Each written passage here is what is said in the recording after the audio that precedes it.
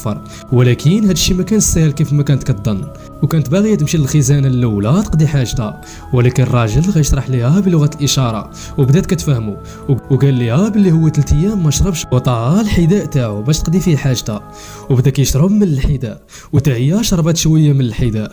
وغينصحها تاكل من الحشرات اللي دايرين بالفار باش تحافظ على حياتها، ولكن هي غترفض. الراجل كمل الحفر، وبعد عمل طويل لقى راسو حفر حفره صغيره.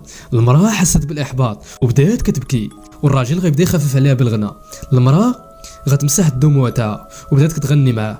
الراجل غيضرب صبعو، المراه غتحيد زيفها وغتدوروا على صباعو.